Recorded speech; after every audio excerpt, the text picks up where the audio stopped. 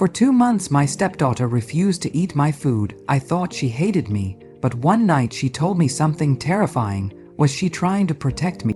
In a quiet corner of Seattle where cool autumn air brushed softly across the streets, Rachel Harrison found herself stepping into a life she never truly imagined. Marriage had arrived late for her, and with it came something even more unfamiliar: a 5-year-old stepdaughter named Emma. Rachel had spent years working as a medical clerk at a nearby hospital. Her life had always been steady, predictable, and quietly lonely. Love had never unfolded the way she once dreamed it would. And when her doctor told her that having children would likely be difficult, she slowly buried the idea of becoming a mother altogether. But everything shifted the moment she met Michael Harrison. He was calm, composed, and carried a warmth that felt safe. A pharmaceutical sales manager, he had a way of speaking that made people feel understood. They met during a work-related interaction, and before Rachel even realized it, she had begun to care deeply for him. Then she learned the truth about his life. Michael had recently lost his wife. He was raising his young daughter alone. To Rachel, this didn't feel like a complication. It felt like a purpose, a broken family she could help mend, a child who might need the love she had always longed to give. Their relationship moved quickly, and when Michael gently told her, "Emma needs a mother," something inside Rachel awakened. If she couldn't give birth to a child, maybe she could still become a mother in another way. Their wedding was small and intimate. Close family gathered in a modest church, and Emma walked down the aisle in a tiny white dress, holding flowers in her hands.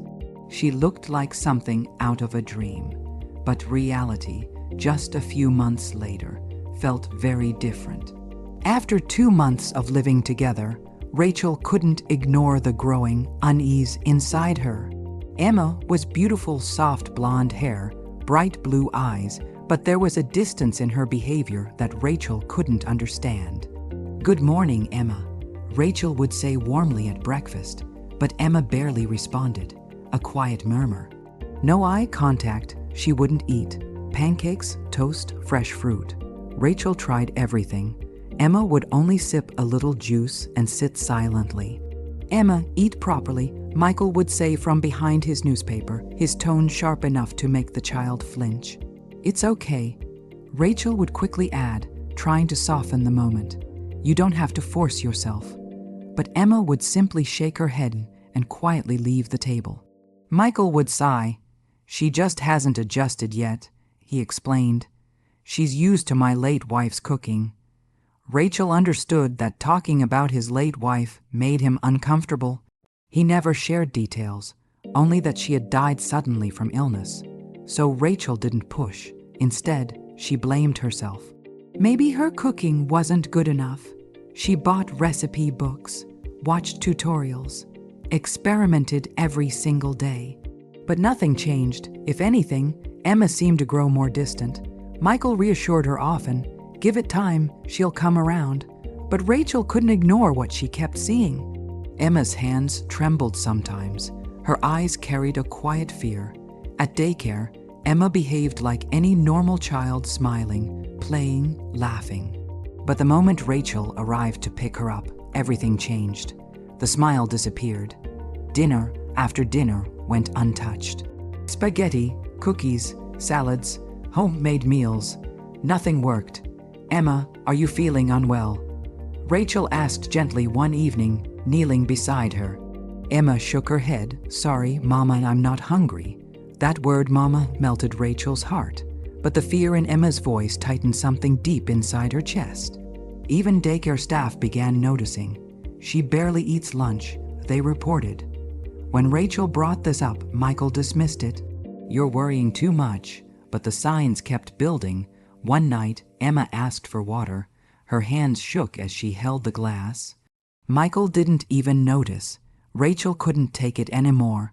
She took Emma to a pediatrician.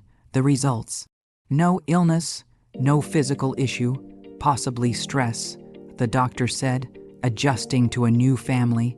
Rachel nodded, but something didn't feel right. That night, Emma refused dinner again.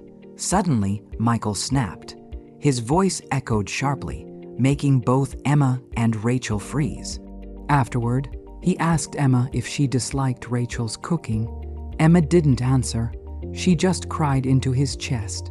Rachel felt helpless. She tried everything: burgers, pizza, omelette rice, simple dishes, complex recipes. But the answer never changed. "Sorry, Mama, I'm not hungry." Days turned into weeks.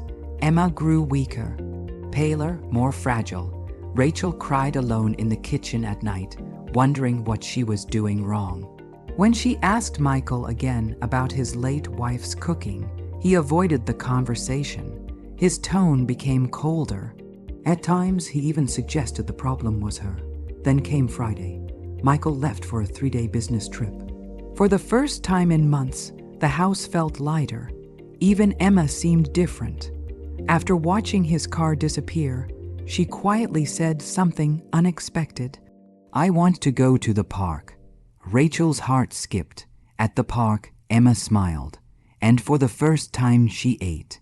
Just a simple sandwich during their picnic. "I like Mama's sandwiches," she whispered. Rachel nearly cried. But that night, everything returned: the fear, the refusal, the trembling, and then something changed forever. Late at night, after bedtime, Emma walked into the living room. Her body was shaking. "Mama, I can only talk when Daddy isn't watching." Rachel's heart stopped. Emma's voice trembled. The previous Mama, she also stopped eating. Rachel froze, and Daddy, he started putting white powder in her food. The room fell silent. Emma clutched her clothes tightly. He said it was medicine, but she became sleepy, weaker, and then Rachel felt her entire world collapse. This wasn't illness. This was something else, something horrifying. "You're scared to eat because you think he might hurt me too." Emma nodded violently, crying. "I didn't want the new Mama to die. I was protecting you." Rachel held her tightly. Everything suddenly made sense. Emma wasn't rejecting her. She was trying to save her. A 5-year-old child carrying a fear no child should ever hold. Rachel whispered softly, "You're safe now. I'll protect you." Emma trembled again. If Daddy knows, he'll get angry. Rachel didn't hesitate. She picked up her phone. The police. 40 minutes later, 2 detectives arrived. Emma told them everything: the powder, the hidden packets, the locked study room. By morning, a search warrant was issued, and what they found changed everything. Large amounts of illegal prescription drugs, strong sedatives, tranquilizers, then a diary belonging to Michael's late wife, Jennifer. Inside, she had written about feeling weak after meals, about fear, about losing control of her body.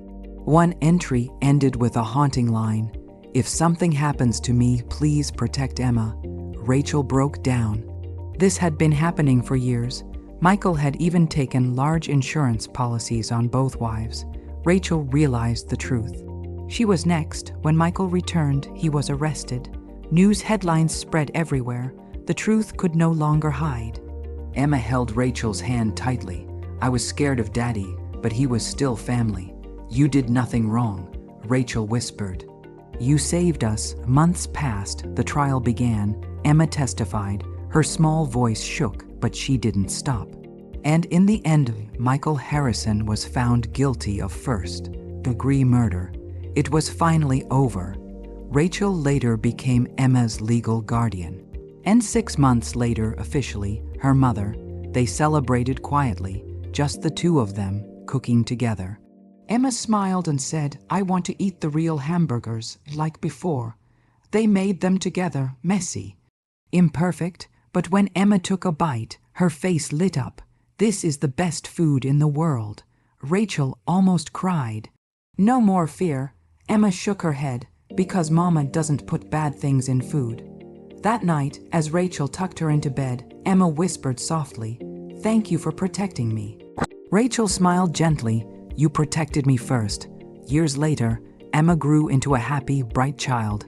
Meals became moments of joy. Cooking became their tradition. And sometimes, Emma would look up at the sky and say, "I think the previous mama is happy now." Rachel believed she was right, because Emma would always say one simple truth: Rachel mama's food is delicious because it's made with love. This was not the only story. There are more like this. Some will shock you, some will stay with you. Watch the next video on your screen.